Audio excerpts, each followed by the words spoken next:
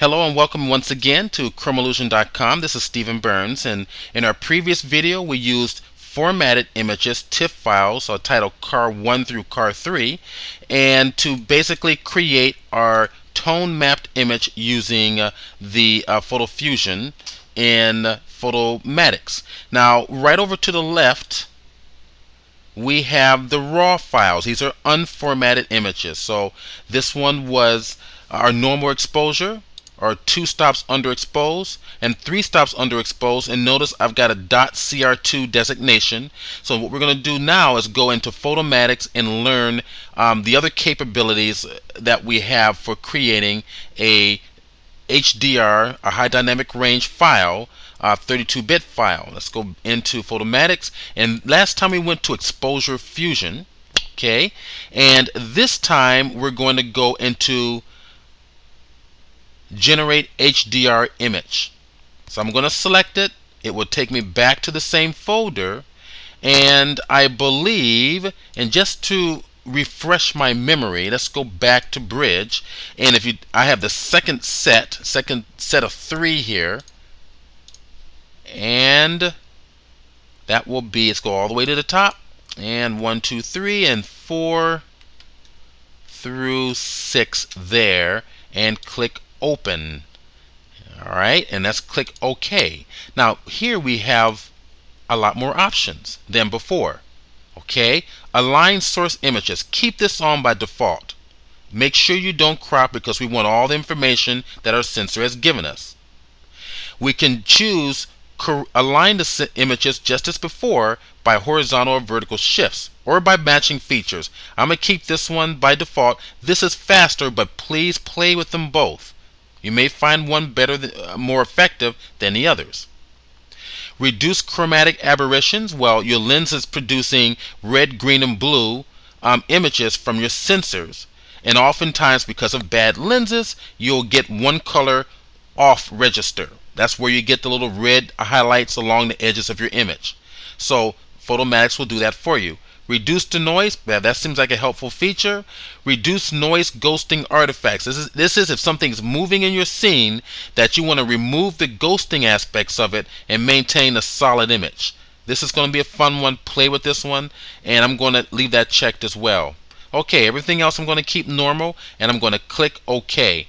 Converting raw files is reading them all and aligning them currently, and when it's done we're going to have a merged image, and we're going to see exactly how well and what features that we have using the Generate HDR in comparison to Exposure Fusion.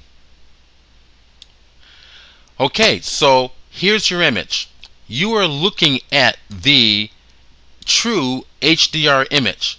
Now what you see is this extreme range of contrast, because your monitor doesn't have the ability to basically display this. If we take a look at this over here, it's giving you a basic description that this is an unprocessed HDR image, and that standard monitors will not be able to read all of that unprocessed information. So we need to process this through the use of tone mapping, and that's why this button is here. So let's go to tone mapping, which basically means take this extreme range of tones and map them out or massage them out to something that you as an artist desires your image to be, to look to your viewer. So let's click on tone mapping, and what's going to happen is it's going to use the last settings that were used for my previous image. Let's bring the histogram down so we can see this completely. And look, it's already done a pretty darn good job. In fact, it's better than the Fusion effects. Now, if I click and release here, we get to see the loop view. Okay, and let's go ahead and move this on over. Nicer saturation, great details between your highlights and shadows. If we look right along the corners here, especially around the rims, we're not seeing any ghosting or chromatic aberration happening, and it looks really, really good. I think the version 3.2.9 has done a much better job than previous versions of Photoshop, not Photoshop, but Photomatix. And if we come down here near the handle, look at the incredible detail on these shadow areas. I mean, we didn't have that before. Okay, so I'm going to pull this over just a little, pull it down just a little bit so that we can see what's going to be happening to this image. The strength of the blend, okay, so we can bring it down to closer to the lower numbers, and we start to bring in more of the higher exposures from the brighter exposed image. And if we bring it all the way to the right, we start to bring in more of the lower exposures, and somewhere in between we can start to blend these two. It's the strength or the blend of all three. And I want to make sure I have good mid-tone information in here, okay? Color saturation, we can pop it up just a little bit, and just as you would suspect, that can become more saturated, or if we pull it to the left, we can get a black and white image. And no, Photomatics is not designed to make black and white images for as a final result. Okay, so let's not start thinking of Photomatics in that way. Luminosity is simply the brightness of the image. It's the taking the values darker, okay, or taking your values up brighter, okay, making your image bright. And look at that, wonderful. We got some wonderful detail. Let's bring up the loop view right here in the corner again and bring it up, and look at this beautiful, beautiful. That luminosity just really increased the brightness, especially in these middle range, middle tone information areas. Okay, micro contrast. Let's bring it all the way to the right and take a look at it. And as you can see, it's increasing the contrast in the middle range information as opposed to the dark or the lights. Okay, let's bring down micro contrast again, and let's see what this is going to look like in the loop view. Alright, so let's increase the contrast again, which means making your shadows darker, okay, and your highlights maintain fairly bright. It looks pretty good. Now we have the smoothing. Alright, so if I click it over to the left, alright, it's smoothing out these tones. Remember, it's using 3 bracketed images to merge together, and it's blending these tones together, hence the name tone. The basically the massaging the tone mapping settings. So what we're going to do is we're going to increase more smoothing, and watch the tones in here very close. See, it's almost like a little blurry effect is happening. If we bring it down, we're getting a much more distinct separation between your shadows and your highlights. In essence, it gives it a little more sharpness and contrast, where we start to blend them a little bit more subtly, adding almost like a slight Gaussian blur to it, and all your tones start to merge together more, and it flattens them out. And that's not what I really want for this image. I really want some nice contrast detail. So I'm going to bring the smoothing over to the left here. I like this much better. As I click and move this around, especially down over in here, I'm getting some nice separation in some of these, these darker areas, and more of the rust areas in here. White point, and what do you think that would be? Bringing up the white point makes the white areas or the highlight areas brighter. Bringing it down, of course, is going to add a little bit more details to your highlights. Now look right over here in this window. I'm going to click, come right over here and bring this on over. And if I bring up the white point once again, those brighter areas you start to get a little halo around the edge. We don't really want that. We want to avoid that as much as possible. And bring it down. So I don't want to see in your image is some of these HDR filtery effects. We want to be able to control the values to look more photographic. I'm going to bring this back on over, because what I just did was bring the black point to the left. Let's bring the black point all the way to the right and see what happens. Okay, the darker areas start to richen up. I want a nice rich dark tone, just so that we can have a base to push the midtones and the highlights toward the foreground, thus giving you a much more three-dimensional looking image. Okay, and let's bring it all the way to the right, and let's see what we get. It's a lot more contrast. I like it. I'm going to take it down just a little bit. Gamma's your midtone. Alright, let's bring the gamma down, and it makes your midtone dark. Bring the gamma up, and it's going to brighten out your midtones. Now if we go too far up, then we've lost our midtone. We need midtone information to add character to our image. Let's bring it down right about there. Alright, now here we have an arrow pointing to the left or to the right, which means that there's more settings under the color settings. If I click it here, we got temperature, shadow highlights, and shadow saturated shadows. Play with that on your own. I just want this to be a short video. So miscellaneous setting, micro smoothing. Let's watch your image. In fact, I'm going to bring this up right about here where we get a little bit of the window, and we can take a look at our loop view right down in here.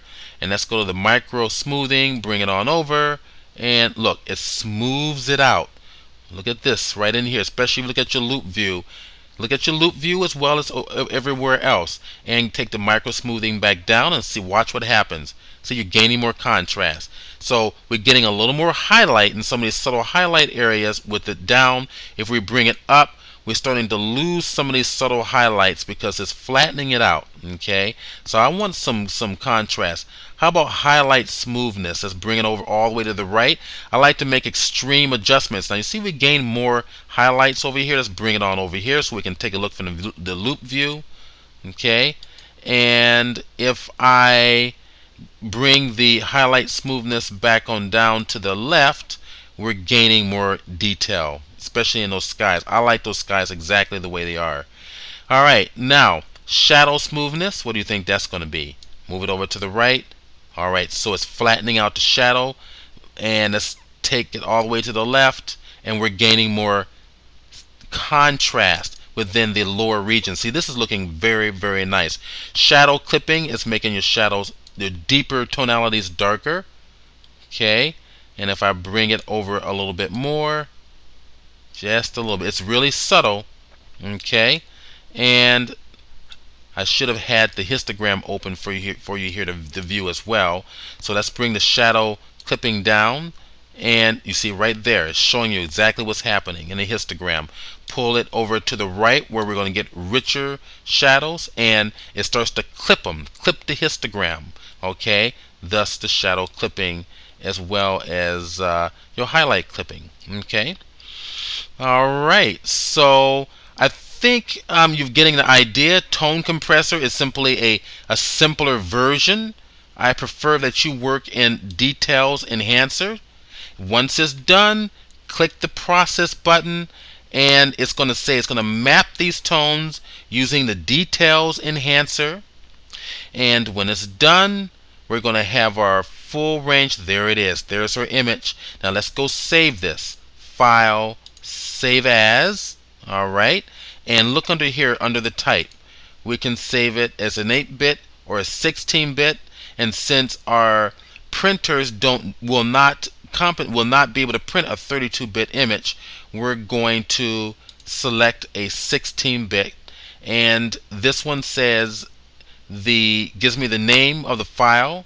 In fact, let's call this one car, and we're going to call it 234 tone mapped. Alright, CAR underscore 234 tone mapped. Click save. Alright, and it's done. So all I need to do now is go over to Bridge, and once we're in Bridge, I'm going to bring it on over, and we should have the car tone map. Let's hit the F5 to refresh. Okay, and if we come back on over and let's look for it, there it is, the car tone map. Let's compare it to the Fusion.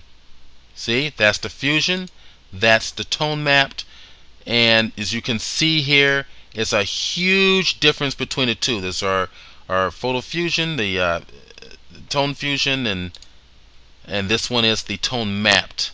Very much different. So definitely we're going to be working in the tone mapped options. Okay, so I hope you enjoyed this, and please once again go to my website chromeillusion.com.